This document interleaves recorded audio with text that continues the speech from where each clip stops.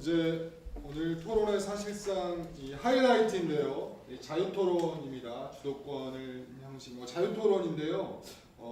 열띤 논쟁이 가능합니다. 각 후보별로 발언 총 시간은 15분씩 질문하거나 답변하거나 모든 후보의 발언 시간을 포함해서 15분씩 시간이 배정이 되어 있고요. 질문을 할 땐 그래도 상대 후보가 최소한 예 아니오로 끊지는 마시고 조금은 그 질문에 대한 답변을 할 수 있는 시간 정도는 그런 에티켓 정도만 배려해 주시면서 두 분이 자유롭게 모든 주제를 망라해서 토론을 해 주시면 됩니다. 이 타이머 15분이니까요. 적절하게 시간 배려하면서 두 분이 30분 동안 총 합쳐서 각각 15분 자유토론 진행하시면 될 것 같습니다. 특별한 상황이 아니면 저는 개입하지 않겠습니다. 굉장히 길군요. 30분, 합치니까 30분이라 굉장히 긴 시간이네요. 제가 먼저 질문을 좀 드려보면, 이제 서울시장 후보가 갖고 있는 정책 비전이나 정책이라고 하는 거는 이제 사실은 전략을 구성하는 굉장히 중요한 요소이기 때문에 정책이 굉장히 중요합니다. 그런데 제가 사실은 이 토론 준비하면서 이제 이 자유토론을 해야 된다 이렇게 할 때 준비할 게 별로 없었어요. 왜냐하면 이제 정호준 후보가 공약이 없어요. 그러니까 4가지 정도의 공약을 얘기하셨는데 부유세를 포함한 서울형 부유세, 근데 공약이 거의 없어요. 좀 언제 내고 준비하실 건, 언제 내실 건지 이런 걸 좀 여쭤보고 싶고요. 이렇게 출마변 말고 조금 더 추가적인 정책 관련돼서 좀 고민하신 게 있으면 있는 대로 좀 얘기를 해주셨으면 좋겠습니다. 그 선거운동 제가 알기로 오늘 이제 6일차가요. 우리 김종민 후보님 많이 조급하신 거 아니십니까? 예. 충분히 공약 이제 세부 공약 발표될 예정입니다. 제가 출마 선언문 기자회견 했을 때도 드렸던 말씀인데요. 그 공약 이제 하나하나씩 세부 공약 발표될 예정입니다. 그리고 제가 말씀드렸지만 저의 공약은 유사 공약은 저는 안 담으려고 합니다. 박원순 시장이 하고 있는 것 중에서 잘하고 있는 부분들, 그러나 보완이 필요한 부분들에 대해서는 언급을 하지 굳이 저희가 그 공약에 대한 부분들을 다른 이름으로 바꿔서 일색할 필요는 없다고 봅니다. 일단은 제가 말씀드렸던 서울형 부유세, 그리고 서울시민 인권 확장에 대한 부분들은 맨 먼저 좀 말씀드렸던 부분입니다. 여성과 관련된 부분에 대해서는 저는 빠짐없이 해야 된다고 봅니다. 특히 제가 서울시장이 된다면 최초의 여성 서울시장이 되는 것입니다. 서울시 전반과 관련돼서 성인적 관점에 대해서 전반에 대한 부분들을 제가 다시 한번 확립할 예정입니다.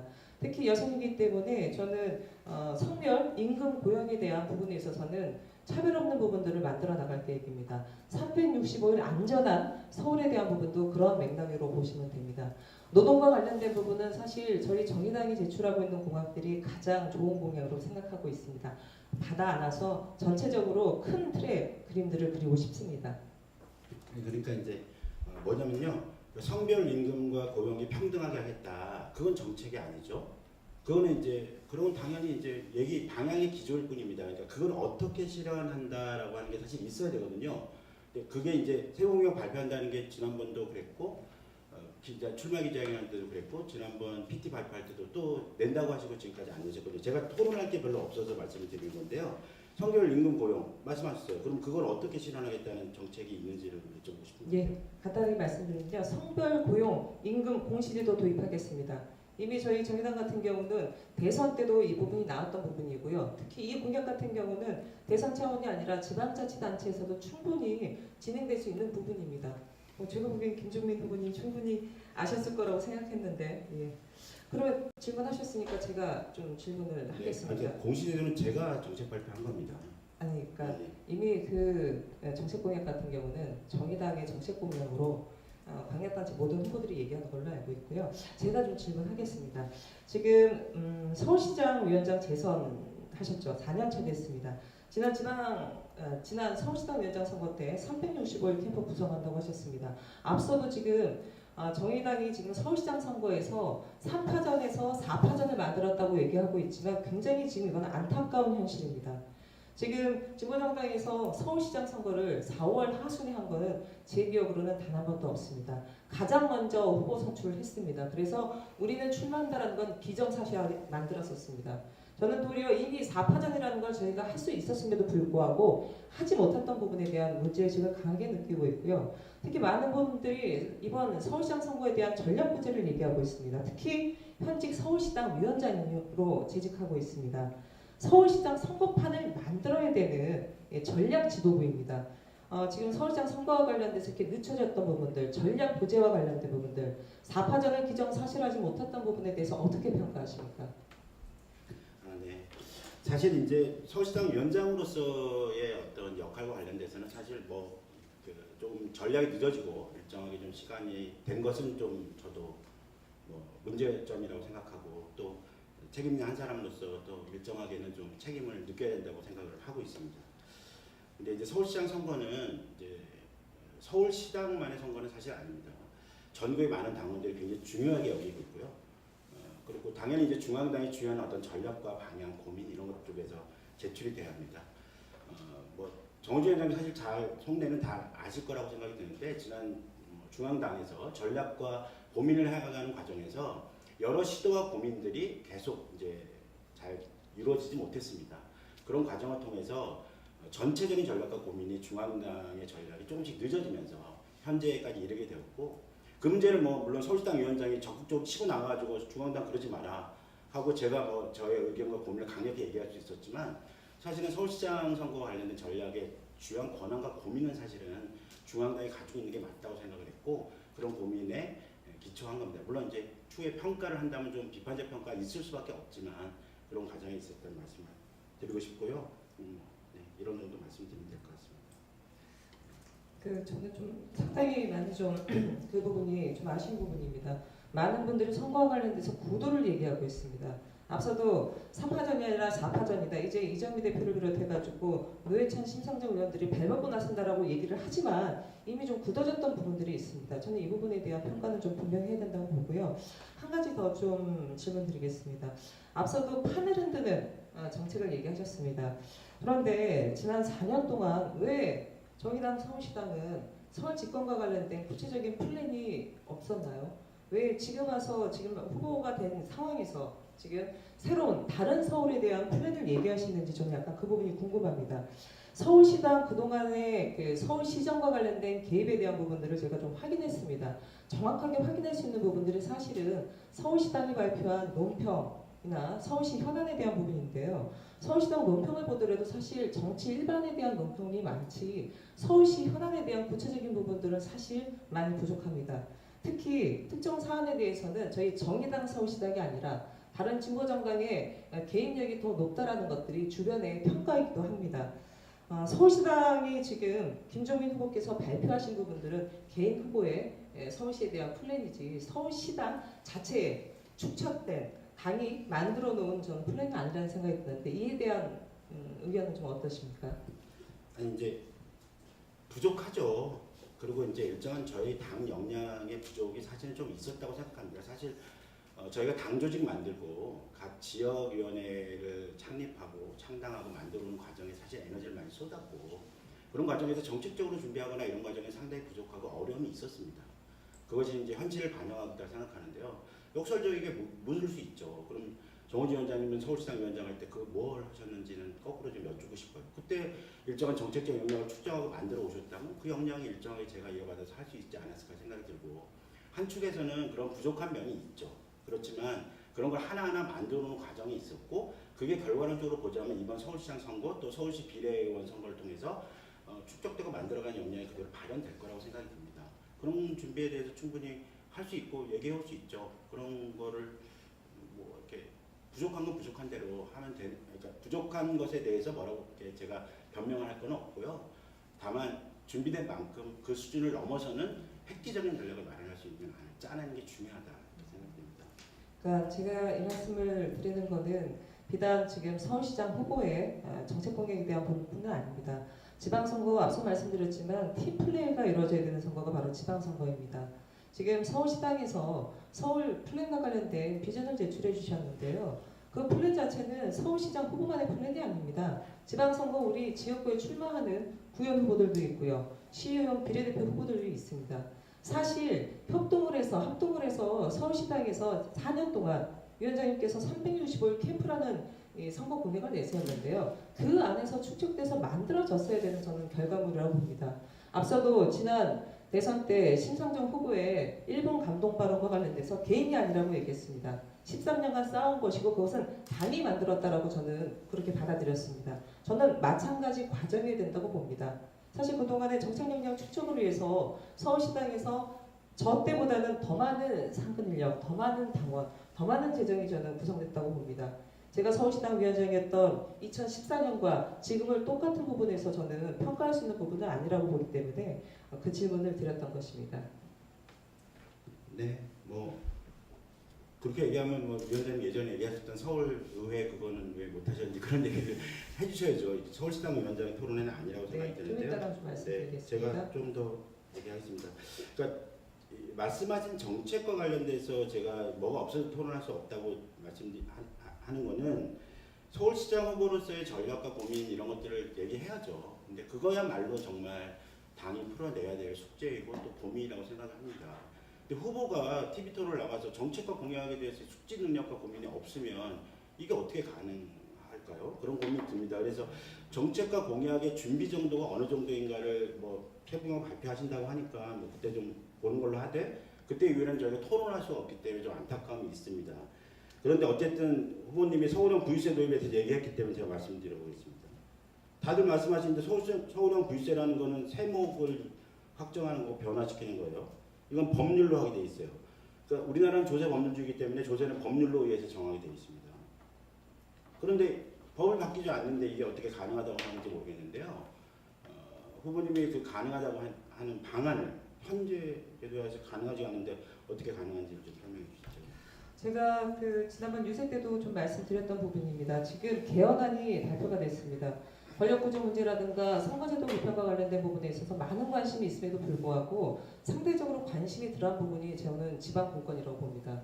근데 지금 정부 안에서 발표한 지방공권은 거의 준연방제 성격에 달하는 부분입니다. 굉장히 중요한 부분이고요. 한 번도 저희가 경험해보지 못한 부분입니다. 자치조직, 그다음에 자치재정, 자치입법권이 부여가 되는 부분입니다.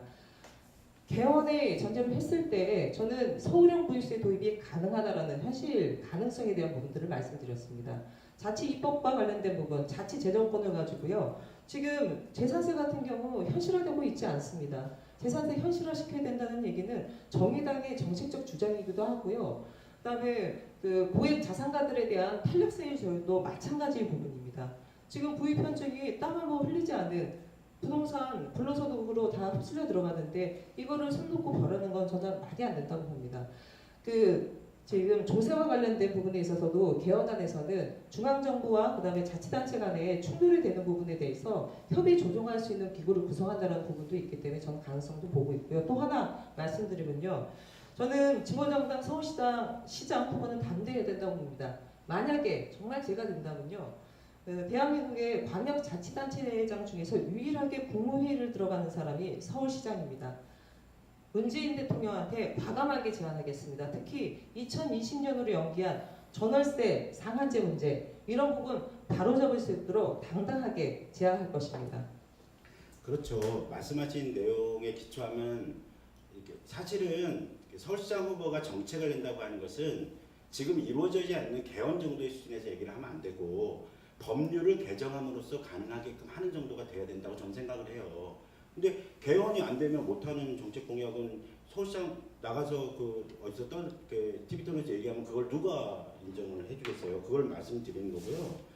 현재 말하자면 이제 그렇게 당연히 말씀하신 뭡니까 전월세 상한제라든가 계획형 수정권이라든가 이런 거는 당연히 법률적으로 제도적인 변화가 만들어지면 충분히 서울 지역에서 가능하고 그걸 법률을 제도하는 것은 우리 당도 가능하기 때문에 일정한 뭐 교육단체 역할과 그런 걸 통해서 가능하기 때문에 그런 건 가능하지만 개헌이라고 하는 건 지금 어떻게 될지 모르는 국면이 일정하게 있는데 그걸 그렇게 얘기하는 거는 상당히 정책 검토가 잘 안 돼 있다. 그냥 정책에 선명하다는 것이 불가능한 걸 얘기한다고 하는 것이 정책 선명도가 아니고 심상정 대표가 늘 얘기하듯이 정책의 선명도란 우리 당이 추구했던 가치와 정책을 현실 가능하게 어떻게 할 수 있냐의 문제를 다투는 것. 그것이 정책의 선명도이지 가능하지도 않은 것을 그냥 서울형 부유세 하겠다고 무책임하게 던져놓는 거는 저는 그거야말로 좀 서울시장 후보로서 좀 무책임하다는 생각을 드리고 싶고요. 추가적인 정책 질문 좀 더 드려보겠습니다. 아까 이제 제가 이제 왜 여성 정책 공약에 대한 후보의 생각과 고민이 계속 궁금하냐면요. 여성이 마음껏 일하는 서울, 360도 안전 서울에 대한 내용에 대한 얘기를 하고 여성 후보를 굉장히 강조하세요. 박영선 후보처럼 여성 후보 되겠다, 여성 시장 첫 번째 여성 시장이 되겠다, 그런 똑같은 슬로건을 갖고 나오셨는데, 그러면 그에 대한 어떤 후보님의 행보, 정책 이건 무엇인지가 다 궁금해들 하실 것 같거든요. 말하자면 이제 여성이라고 하는 그 자체의 정체성은 굉장히 중요하다고 생각을 합니다.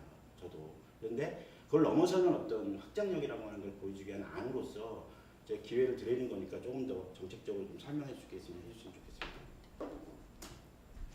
여성과 관련된 정책에 있어서는 정의당에서 수많은 정책들을 좀 얘기를 하고 있습니다. 저는 일일이 나열하는 정책보다는 우선순위를 두는 정책 부분이 저는 가장 먼저 배치돼야 된다고 보거든요. 그래서 말씀드렸던 부분이 지금 성별 고용 임금 공시제도와 관련된 부분입니다. 아니 이거 뭐 정의당에서 일반적으로 다 하는 얘기인데 뭐 이거 뭐 똑같은 얘기 반복하는 거 그렇지 않습니까? 라고 얘기하겠지만 저는 이 부분이 일단은 지금 서울에서 여성이 차별받고 있는 부분에 있어서 서울시가 가장 먼저 할 수 있는 우선순위의 전 사업이라고 보고 있습니다. 그리고 그 앞서도 안전과 관련된 얘기를 했습니다. 지금 서울시에서도 세프티와 관련된 여성 안전에 대한 여러 가지 부분이 있지만 전 이 부분이 좀 더 세밀하게 다가서야 되는 부분들이 있다고 봅니다. 김종민 후보도 여성 공약에 대한 여러 가지 정책을 얘기했는데 여성이기 때문에 더 감수성 있고 세밀하게 다가가야 되는 부분들은 저도 충분히 알고 있고요. 그러한 부분에 있어서 구체적인 부분들을 다시 한번 좀 당원들에게 세부적으로 설명드릴 수 있는 기회를 만들겠습니다. 제가 그러면 이제 질문하셨으니까 좀 제가 질문 드리겠습니다. 그 후보님께서는 계속 좀 획기적인 판을 바꾸는 이런 부분들을 말씀을 해주셨는데요. 그 지금 발표하신 공약 중에서 저는 에너지 자립도시와 관련된 공약을 좀 얘기를 해주셨습니다. 검토를 좀 해봤는데 박원순 지금 서울시장이 태양의 도시 2022 해가지고 발표한 정책이 있습니다. 거기서 나온 목표 계획과 사실은 큰 차이가 없거든요. 후보님께서 얘기하셨던 부분은 2020년까지 에너지 자립도 20%를 만들겠다라고 얘기를 하고 계십니다. 지금 이 공약 같은 경우는 박원순 서울시 특히 서울시 에너지공단이 만들어졌는데요. 에너지공단에서 제출하고 있는 사업과는 전혀 차이가 없어요. 구체적인 참여성이 어떤 부분입니까? 저는 박원순 시장이 잘하고 있는 부분은 전 특히 원전화 줄이기는 굉장히 잘하는 사람이라고 생각하거든요. 그리고 그걸 위해서 그런 어떤 핵심 슬로건을 갖고 일정하게 태양의 도시라고 하는 입장에서 뭐 서울에서는 풍력을 할 수가 없으니까요.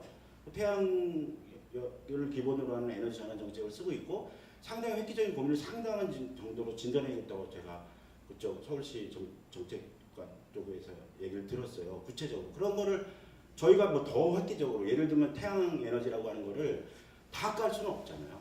그렇기 때문에 그렇게 가능한 수준에서의 것들은 충분히 그렇게 할 수 있게 해줘야 된다고 생각을 하는데요. 그렇게 얘기하면 정호준 후보님은 에너지 자립과 관련돼서 조금 더 획기적이고 분명한 정책이 있으세요? 아니 그 제가 후보님한테 질문 드리는 거는요. 계속 얘기하는 게 기존의 박원순 시장과는 다른 획기적이고 뭐 파격적인 제가 판을 흔든다 얘기를 하셨는데 네, 제가 그걸 아니 준비한 잠깐 게 있어요. 제출하신 지금 공약 그 숨 쉴 수 있는 서울의 첫 번째지 않습니까? 거기에 가장 핵심적으로 지금 에너지 자립도시를 얘기를 하셨어요. 에너지 자립도시와 관련된 후보님의 공약 자체는 이미 박원순 시장에서 하고 있는 부분입니다. 지금 서울시 에너지공단에서 얘기하는 부분들이 똑같아요. 태양광 100만 가구 만드는 거랑 지금 발전비라든가 설비 용량이라든가 후보님이 지금 재정 자립도 지금 20% 얘기했는데요. 이건 언뜻 보기에 문재인 정부의 3020 그 신재생에너지 정책과 사실 유사해요. 지금 아까 후보님은 저한테 VUC를 얘기했을 때 했던 부분이 실현 가능성이 있냐라고 얘기했는데 지금 후보님의 공약은 실현 가능성이 아니라 박원순 시장이 하고 있는 공약을 그대로 옮겨놓은 거예요. 아니, 그게 그러니까, 어떻게 공약이 됩니까? 그러니까요. 제가 말씀드리고 싶은 거는 그러면 정호준 후보의 더 획기적이고 혁신적이며 또 진보적인 정책 대안을 얘기해 보세요. 저는 개인적으로 박원순 서울시장이 했던 주요 사업 중에 제일 잘했다고 생각하는 게 이 태양의 도시 사업입니다. 저는 그렇기 때문에 이 사업에 대해서는 제가 기존에 있었던 사업들을 이어나가면 되는 것이지 이것을 뭐 새로운 저의 공약이냐 정의당이 새로운 부분이냐 굳이 포장할 필요가 없다라는 거죠. 후보님께서 계속 강조하고 있는 게 판을 흔드는 부분이라고 얘기하셨는데 이거는 판을 흔드는 게 아니에요. 기존에 박원순 시장의 공약을 그대로 답습한 겁니다. 아니 조금 그렇게 얘기하면 정의당의 현재의 정책 공약이 다 박원순 시장의 공약이죠. 그렇게 얘기하면 정의당이 아니 뭐가 되는 그러면 거죠? 후보님께서 서울 플랜이라고 얘기한 거는 그냥 런던 플랜의 이름만 따오신 거죠. 아니죠. 아, 그러니까 그렇게 그 되면 하나 갖고 그렇게 그렇게 나오실 얘기하시면 겁니다. 절대 안 되고요. 아니 그리고 또 드릴 말 있어요. 구체적인 정책 하나 더 자체를 말씀드리고 봐주시면 싶은 돼요. 게 하나 더 질문 드리고 싶은 게 후보님께서는 대중교통 얘기를 하셨습니다. 굉장히 중요합니다. 저도 그 부분 되게 동의하는데요. 지금 노면 전철 트램 도입을 얘기하셨어요. 어디에다가 트램 설치하실 구상이십니까? 그러니까 트램 설치라고 하는 건 이제 설계를 짜고 만들어야겠죠. 핵심적으로는 저겁니다. 그러니까 교통 정책과 미세먼지 정책, 환경 정책은 같이 갈 수밖에 없거든요. 특히 서울이라고 하는 굉장히 큰 도시 입장에서 봤을 때는 경기도와 이런 교통 정책을 조율하지 않을 수가 없는데요. 특별하게 추진하고 싶은 거는 면 단위 통행을 제한하는 것입니다. 제가 얘기하고 싶은 거는 일정하게 이제 탄소 배기가스의 양이라든가 이게 굉장히 많이 늘어나고 도심에 집중적으로 늘어날 때 이런 미세먼지가 굉장히 급증하는 현상들이 벌어지고 있고 현재 미세먼지에 대한 대책은 마른 수건 짜기처럼 굉장히 어렵고 힘들고 뭐 말하자면 뭐 어떤 뭐 박원순 할아버지가 와도 안 된다 이런 정도의 환경단체 얘기를 많이 하고 있는데요. 그나마 지금 현재 남아있는 정책 중 검토해보신 정책이 바로 면 단위를 기준으로 한 선이 아니고 우리나라 지금 선이죠. 면 단위의 통행을 제한하는 방식인데요. 그걸 통해서 충분히 트램을 면 단위 통행 제한의 구역을 중심으로 하는 트램을 도입할 수 있고 그거야말로 진정한 의미에서의 뭐 일정하게는 뭐 관광장이 된다는 것뿐만 아니라 생태적인 입장에서 굉장히 중요한 역할을 할 수 있다고 생각이 들고 면 단위 통행은 가장 집중되는 도심을 말하는 겁니다. 이른바 지금 현재 사대문 안이라든가 아니면 강남 지역을 포함한 그 지역에 일정하게 면 단위의 것을 이렇게 좀 통행 제한해서 하자 이런 고민을 갖고 있다는 말씀드리고요. 제가 좀 시간이 좀 많아서 남아있어서 말씀드리지만 그러니까 정호준 후보는 좀 제가 좀 답답한 게요. 후보에 대하는 얘기하지 않으면서 제 거에 박원순 시장과는 닮았다 그렇게 얘기하시는데 그렇지는 않습니다. 상당히 많은 부분에 변화가 있고요. 다른 지점을 갖고 있어요. 왜 그걸 그렇게 하나의 예를 갖고 에너지 같은 건 굉장히 잘합니다. 박 시장이 비경직이 정직화 잘했다고 해야지 그거를 우리가 뭐라고 할 수는 없거든요. 제가 이제 고민하고 싶은 얘기 중에 하나는 아까 이제 말씀드렸지만 박 시장이 지금 이제 준비하고 있는 여러 가지 고민 중에는 이제 노동과 관련된 정책 공약이 있습니다. 그런데 진짜는 뭐냐면 도시의 타이틀 자체를 저는 바꿔야 된다고 생각하는 건데요. 그게 이제 바로 레이버 시티라고 하는 것입니다. 물론 이제 노동 도시라고 하는 번역이 되겠지만 조금 더 매력적인 구호와 고민을 바꿔야 된다고 생각합니다. 근데 서울시가 직접 노조를 만드는 그걸 지원하고 판단하는 그런 도시를 만들어야 된다고 생각하고 그거는 법적으로 불가능한 게 아닙니다. 충분히 가능하고 만들어내야 되고 그것을 해내는 뭐 워커센터 같은 그런 것들을 충분히 만들어내고 도입해낼 수 있는 것이고 그걸 통해서 전 세계적으로 한 번도 등장하지 않았던 뭐 레이버시티를 가능하게 할 수 있다. 이런 것들을 좀 더 폭넓고 구체적으로 강하게 제시를 할 필요가 있다 이렇게 생각이 들고요. 뭐 분권선언 같은 경우도 물론 이제 이동영 우리 위원장님께서 조금 더 아이디어를 많이 주시고 고민해 주신 거지만 서울을 강하게 분권하겠다고 하는 전략적 방안과 고민을 제시해야 된다고 생각합니다. 5개 서울 권역으로 나누고 그걸 중심으로 해가지고 권력과 예산의 일정한 부여를 5개 권역 중심으로 만들어내는 것. 그런데 지금 당장 그게 가능하진 않습니다. 그러나 서울시장의 권한과 고민을 해낼 수 있는 방향에서 일정한 제도의 토대를 마련할 수 있고 시민의회라든가 시민시장이라든가 그런 5권역을 중심으로 하는 일정한 예산과 권력을 분리하는 방식으로 시장의 권력을 분산하는 거죠. 이런 방식이 충분히 가능하다고 생각이 들고 한 번도 시도해보지 않았던 이른바 뭐 많은 사람들이 얘기하죠. 어느 나라를 가면 생태공원이 어마어마하더라. 어느 나라를 가면 센트럴파크가 어마어마하더라. 이런 얘기를 굉장히 많이 합니다. 저는 세계 최대의 생태파크를 한강에 조성할 수 있다는 것입니다. 이에 대해서 제가 연명철 환경운동연합 사무총장을 통해서 일정한 정책 제안을 받았고 충분히 팔로우업이 가능하다는 얘기를 들었습니다. 이런 걸 통해서 굉장한 어떤 환경의 생태의 보고가 만들어질 수 있는 겁니다. 이런 게 바로 박원순 시장이 원래 추진하지 못했던 한강을 개발하겠다는 박 시장에 대한 비판적 목소리에 고민을 얘기하면서 대안을 제시할 수 있으며 레이버시티와 같은 방식으로 노동의 영역을 좀 더 확장되고 우리 당에 적합한 그런 걸 고민할 수 있고 박 시장은 자기가 집중적으로 뭔가를 할 수 있고 해야 된다고 생각합니다. 그러나 분권의 시대에 맞게끔 분권성을 만들어갈 수 있다. 이런 고민을 갖고 있습니다. 예, 제가 좀 말씀드리겠습니다. 제가 앞서 서울형 보유세 얘기했던 부분은 서울시에서 해결해야 되는 가장 큰 문제, 서울 시민들이 삶에 있어서 가장 크게 겪고 있는 문제와 관련돼서 말씀드린 겁니다. 주거 문제가 그냥 단순히 주거가 아닙니다. 소득과 관련된 부분이기 때문에 말씀드렸고요. 지금 후보님께서는 저한테 말씀드렸던 게 법제도가 바뀌지 않으면 안 된다. 예를 들어 개헌 아니면 안 된다라는 얘기를 하셨어요. 네. 근데 말씀하셨던 제가 질문드렸던 그 노면전철 트램 같은 경우는요. 법제도의 문제가 아닙니다. 서울시 도시계획에 대한 문제예요. 설계에 대한 부분을 다시 한번 이 부분은 가다듬는 부분입니다. 예, 그렇기 때문에 당연히 서울시장이 할 수 있는 거죠. 할 수 있는 건데요. 그 부분 자체가 단순히 서울에 노면전철 트램을 도입하겠습니다. 그냥 얘기를 해서 될 문제가 아니죠. 면밀한 계획이 있어야 되는 거고요. 면밀한 계획이 있어야 되는 거고요. 예. 그렇죠. 예. 그리고 지금 말씀하셨던 예를 들어 레이버시티라든가 서울을 최대 생태도시로 만들겠다라든가 충분히 가능성이 있다라고 되어 있습니다. 그렇죠. 상상의 반로입니다. 왜 서울형 보유세에 대한 부분들은 법제도 문제 때문에 그런다고 얘기하십니까? 왜 우리 정의당의 국회의원들이 있는데 왜 재산세와 관련된 부분, 국세와 지방세와 관련된 세목에 대한 부분인데 이런 부분들을 왜 조정 못합니까? 저는 그런 부분에 있어서는 이거는 되고 이건 안 됐다고 말씀하시는 부분은 맞지 않다고 봅니다. 마찬가지로 지금 서울에 부가 편중되고 있는 문제, 특히 조물주의에 거물주의 있다라고 대한민국 국민이면 누구나 다 뼈저리게 느끼고 있는 이 문제가 있습니다. 그 부분을 단순히 이거는 법제도 문제 때문에 안 된다고 얘기하시면 그동안 진보정당이 추구했던 시대의 상식을 개척했던 부분이라든가 시대의 정신을 만들었던 것, 특히 대한민국 사회가 이제 땀 한 푼 흘리지 않는 부동산 불로소득 추구 세력과 그리고 촛불의 사회개혁 세력과의 이러한 구분 속에서 과연 정의당 서울시장이 어떠한 다른 서울을 얘기할 수 있는지에 대해서는 저 후보님도 다시 한번 생각해 볼 필요가 있다는 생각이 듭니다. 저는 이제 서울형 보유세를 워낙 강조하시고 의미 있게 주시고 또 상당히 중요한 제안이었다고 생각이 들었는데 현실 가능한 방법이 현재 조건에서는 없다. 그걸 말씀을 드리는 겁니다. 그래서 이게 책임 있게 내시려면 그런 거를 좀 준비해서 내시는 게 좋지 않을까 생각이 들었던 거고요. 제가 좀 더 질문을 드리면 후보님이 이제 가장 캐치플레이 삼는 것은 첫 번째 여성 시장이라는 것이고 그걸 중요하게 강조를 하셨습니다. 저는 이제 여성 후보라는 이유만으로는 확장성이 생기거나 또 여성 시장이라고 하는 의미가 된다고 생각하지는 않거든요. 후보님이 이제 일반 페미니즘 운동으로 표현되는 여성 운동이라든가 또 여성 활동, 당내 여성 활동이라든가 그런 거에 대해서는 거의 전무하신 걸로 알고 있는데요. 이에 대해서 특별하게 좀 더 여성 후보로서 좀 이렇게 말하자면 여성 후보 존재 말고요. 조금 더 적극적 의미에서의 여성의 아젠다와 고민을 주도해서 만들어갈 수 있는 다른 후보들은 잘 못할 거 아닙니까? 그런 것에 대한 활동하신 일이 있거나 이런 게 있으면 알려주셨으면 좋겠고요. 얼마 전에 위드 관련된 그 슬로건 사용 문제 관련돼서 여성 활동가들이 이런 걸 어떻게 시장 후보 하나가 사적으로 소유할 수가 있는가 이런 것에 대한 문제제기도 있었던 걸로 알고 있는데요. 이런 거에 대한 조금 더 적극적인 생각, 고민 이런 것들 표현해 주시면 좋을 것 같아요.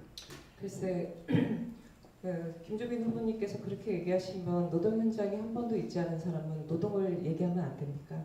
예. 장애를 경험하지 않은 사람이 장애의 그 얘기를 하면 안 된다 그렇게 좀 느낌이 있어서요. 왜냐하면 여성운동, 당의 여성위원회 이런 활동을 하지 않으면 여성에 대한 감수성이 없거나 여성에 대한 의지를 얘기하지 못한다 이런 식으로 좀 비춰지는 것 같아서 저는 좀 그 질문이 좀 적절한 질문이 아닌 것 같다 이런 판단이 듭니다. 노동 현장에 있지 않아도 대한민국 국민이라면 노동의 감수성 가져야 됩니다. 노동 존중에 대한 부분 누구나 다 같이 해야 되는 거 아닌가요? 네, 저는 그렇게 생각하고요. 위드 서울시장 관련돼서 좀 문제 제기하신 분들이 있습니다만, 저는 위드 서울시장이라는 것은 이번에 미투 운동으로 발생된 여성의 위계와 권력에 의한 폭력의 문제뿐만 아니라 대한민국의 수많은 위계와 권력에 의한 폭력들이 전 존재한다고 봅니다. 노동 내에서도 마찬가지입니다. 청년 내에서도 마찬가지고요. 저는 각자 선생의 서울을 끝내기 위해서 이제 서울이 함께 연대해야 된다는 생각이 듭니다. 그런 측면에서 위드 서울시장 전 분명히 필요하다고 보고요. 덧붙여 말씀드리면 우리 당 여성위원회에서도 페이미투 운동하겠다고 얘기했습니다. 어제 박원순 시장 보니까 위드 서울이라고 얘기하더라고요. 그 문제 제기하셔야죠. 그렇게 되면 더 넓게 이제 시민적 연대가 있어야 된다고 봅니다. 그런 측면에서 저는 위드 서울시장이라는 얘기를 했고요. 힘을 좀 함께 만들어 가려고 합니다.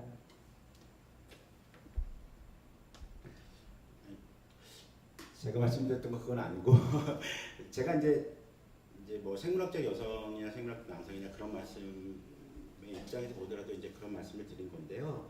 그게 아니고 적극적인 의미에서의 후보님의 어필을 좀 해주시라 이런 말씀입니다. 왜냐하면 여성 서울시장이라고 하지만 여성 서울시장으로서의 이미지와 활동 영역, 스토리 라인이 없거든요.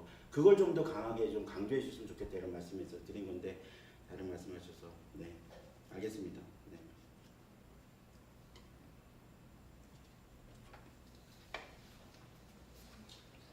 시간들이 더 남았습니다. 아니 뭐, 네. 아니 뭐, 시간이 네. 뭐 그냥 뭐 다른 말씀을 안 하셔서 아니 좀 지금 말씀하신 부분이 계속 좀 마음에 좀 남네요. 뭔가 스토리 라인을 얘기하는데 그런 히스토리가 없었기 때문에 예를 들어서 여성 서울시장 그냥 단순한 생물학적 여성만을 강조하는 것이 아니냐라고 얘기하는 부분에 대해서 좀 굉장히 많이 좀 불쾌한 부분이 있고요. 그런 것 같습니다. 특히 대한민국 사회에서 서울이라는 곳이 굉장히 복잡다단한 곳입니다. 이 속에서 서로 함께 뭔가에 힘을 북돋아주고 자신이 갖고 있는 정체성이라든가 공감이라든가 이런 부분들을 더 넓게 확장하는 것이 앞으로 서울시장이 해야 될 역할 아닐까요? 네, 저도 그렇게 생각을 하고요. 이제 조금 더 적극적 의미에서 보자면 이제 여성 후보가 나온다는 강점이 우리 정의당한테 있다고 생각을 하지만 그 강점이 더욱더 강점이 되기 위한 방안을 저희는 짜야 된다고 생각을 해요. 근데 그런 것이 없다면 약점으로 거꾸로 작용하지 않나 이런 생각 때문에 말씀을 드렸다는 거고요. 저는 정의당의 서울시장 후보가 책임 있게 정책을 제안하고 또 정책의 입장에서 얘기를 할 수 있고 그런 것이 숙지되어 있지 않다면 TV 토론에 나가서 하나의 이미지와 고민으로는 절대 승부를 볼 수 없다 이런 것을 강조하고 싶습니다. 네. 굉장히 열띤 30분이었던 것 같습니다.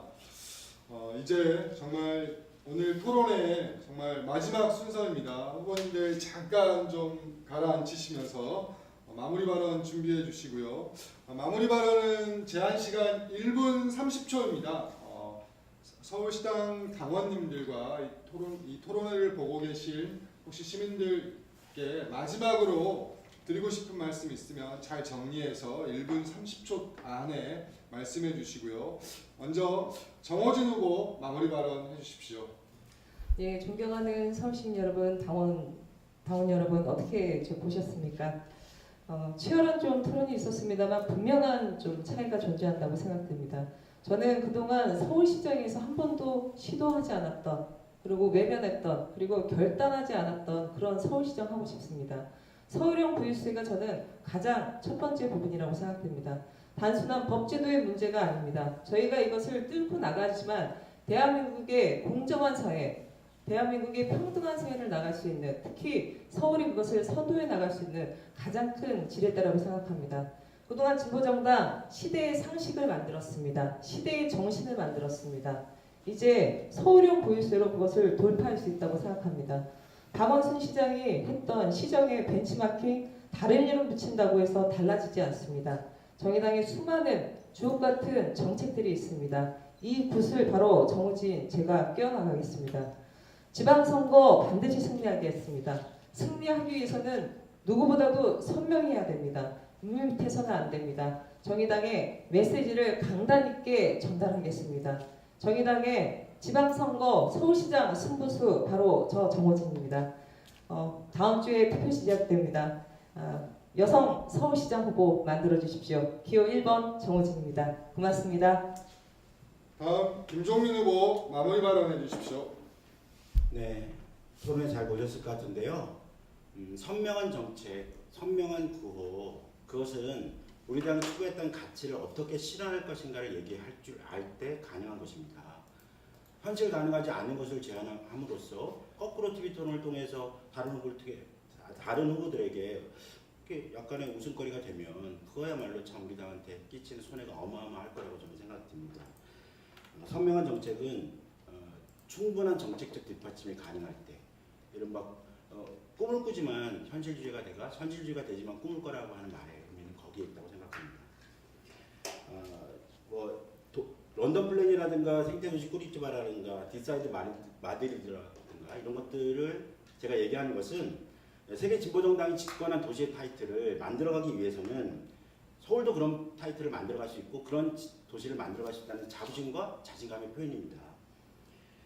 당당한 노동과 꿈꾸는 시민의 서울 플랜 정의당이 충분히 쓸 수 있고 그걸 준비하면 됩니다. 그렇다면 저희는 이번 지방선거에서 승리할 수 있다고 생각합니다. 정의당이 꿈꾸는 또 다른 서울은 가능할 수 있다고 생각합니다. 이제 정의당에게는 준비할 시간이 허락되어 있지는 않습니다. 절치부심 준비해온 지방선거입니다. 25개 지역과 수많은 후보들이 땀과 눈물의 결정체를 이루고 있는 것이 지방선거입니다. 정치적 실험을 할 여유가 없습니다. 이미 준비된 서울시장 후보여야 승리가 가능합니다. 김종민을 선택해 주십시오. 고맙습니다. 약 1시간 동안 열띤 토론을 해주신 우리 두 후보께 힘찬 격려의 박수 부탁드립니다.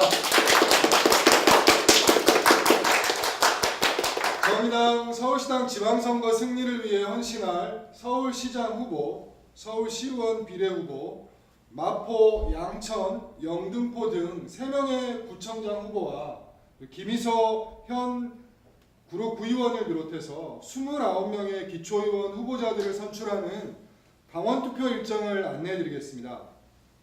4월 18일 월요일부터 4월 18일 수요일부터 21일 토요일까지 4일 동안 정의당 투표 시스템을 이용해서 온라인 투표가 진행되고요. 4월 20일 일요일에는 이곳 여의도 중앙당사에서 현장 투표가 진행됩니다. 투표권을 가진 모든 당원님들이 꼭 투표에 참여해서 우리 후보들을 선출하는 선거에 함께해 주시면 고맙겠습니다.